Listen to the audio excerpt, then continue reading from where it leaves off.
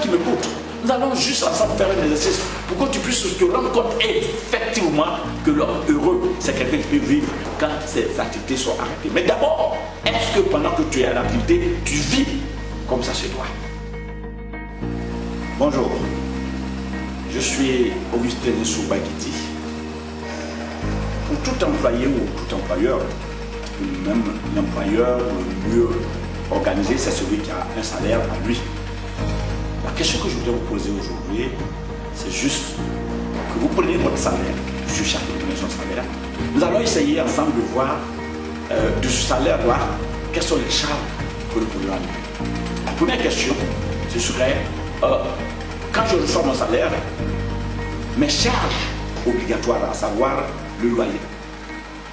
Enlevez votre loyer de ce salaire-là. Vous avez l'électricité, l'eau. Enlevez le coût de votre facture d'électricité, eau mensuelle de ce salaire. Vous avez certainement une famille, une épouse, des enfants.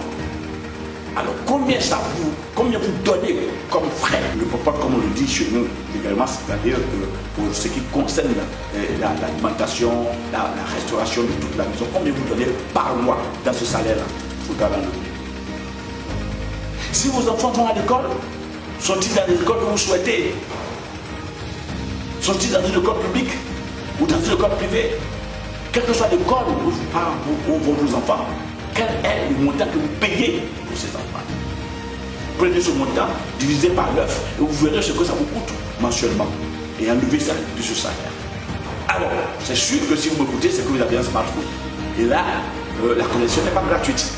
Si vous appelez, c'est que vous payez. Combien vous mettez dans votre portable comme recharge par mois? Enlevez ça du salaire. Vous avez un salaire, vous avez des amis. Ah oui, en tant qu'ami, par mois, combien vous mettez sur vous-même? Vous faites plaisir à quelques amis, allez prendre un pot, acheter un parfum pour soi-même. Combien vous mettez par mois dans vous-même, dans le petit loisir que vous avez? Oui, si vous êtes responsable d'une manière ou d'une autre, et que votre épouse est entreprise ménagère, même si elle est une épouse qui travaille, il a le devoir du chef de famille de prendre soin de sa famille. Combien, selon vous, vous pourriez de votre salaire mettre à la disposition de votre épouse pour ces petits soins? Je sais que le parfum de la femme, c'est tous les jours, la pommade, c'est tous les jours, son vernis, c'est tous les jours. Pratiquement, la femme a besoin de petits soins. Chaque robe a son sac, a sa chaussure. Alors, combien vous enlevez de ce salaire-là pour lui faire plaisir?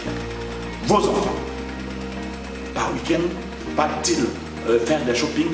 Ou ont-ils le droit d'aller s'amuser comme tout le monde, comme tous leurs confrères, tous leurs amis? Combien vous dégagez par semaine pour le plaisir de ces enfants?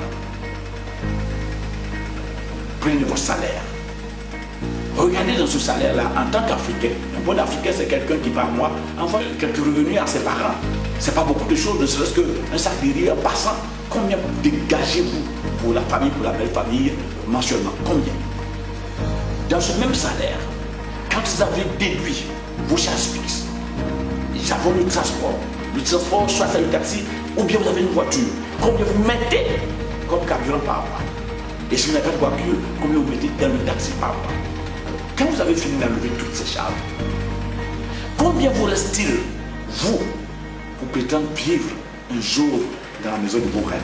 Parce que, n'oubliez pas, un homme heureux, au-delà du fait que cette personne vivra, même quand ses activités sont arrêtées, devra avoir un minimum. Oui, le minimum, c'est de dormir dans la maison qu'on souhaite.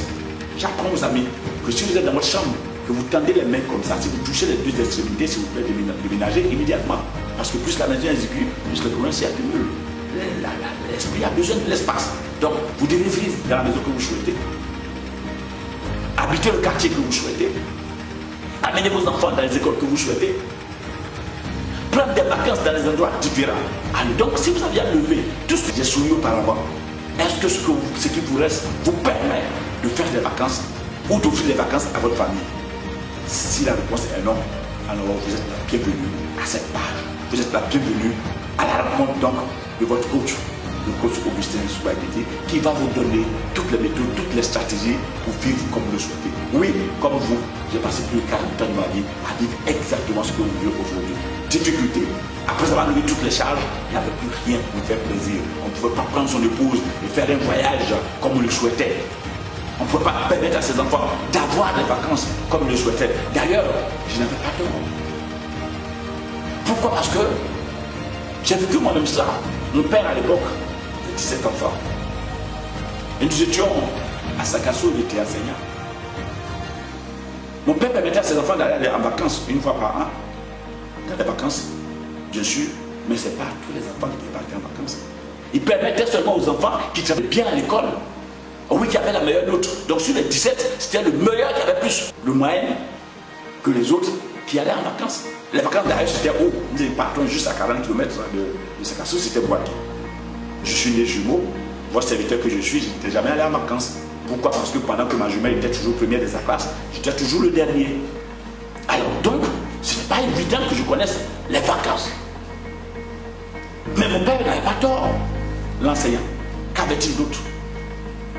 Pouvait-il permettre à 17 enfants de partir en vacances? Ce n'est pas possible. Et d'ailleurs, je voudrais lui faire un hommage à mon père. Oui, mon père, celui-là grâce à qui je suis aujourd'hui en face de vous. Joseph Amoussou Bagidi Senghor.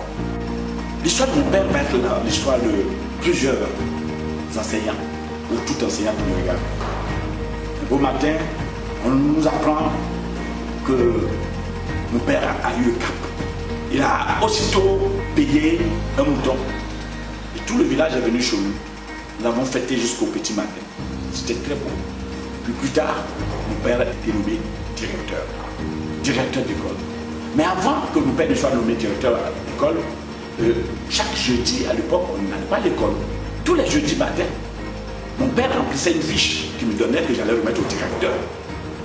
Mais quand mon père est passé directeur, désormais, mon père avait deux classes, la classe de CM1 et la classe de CM2. Mon père avait donc plusieurs cahiers de devoirs. Désormais, les cahiers qui avaient juste une couleur bleue sont passés du bleu, jaune et rouge. Chaque jeudi, plutôt que ce soit lui qui m'envoie donner une fiche au directeur, c'était tous les enseignants qui leur apportaient leur fiche. Mon père avait plus de charge que quand il était simple instituteur. J'ai appris à mes dépens plus tard que de la vie active, plus vous avancez en grade, plus vos charges augmentent. Plus tard, mon père fait 100% de réussite pour ses certificats d'études primaires et élémentaires. 100%.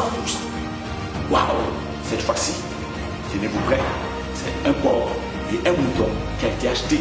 Tout le village est venu danser. Nous étions heureux. Mon père dansait. 2 semaines plus tard, une lettre a quitté l'inspection qui était de 40 km de Boaké. Et dans cette lettre qui était adressée à mon père, c'était écrit « Félicitations, M. Bagidi. Redoublez d'efforts pour que l'année qui suive soit pareille à cette année. » Mon père a lu cette lettre avec beaucoup de joie. Il était heureux. J'avais vu sur son visage cette fierté se dessiner.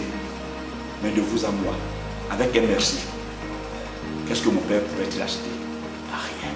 Ça s'était limité juste à un merci. Et tenez-vous prêts.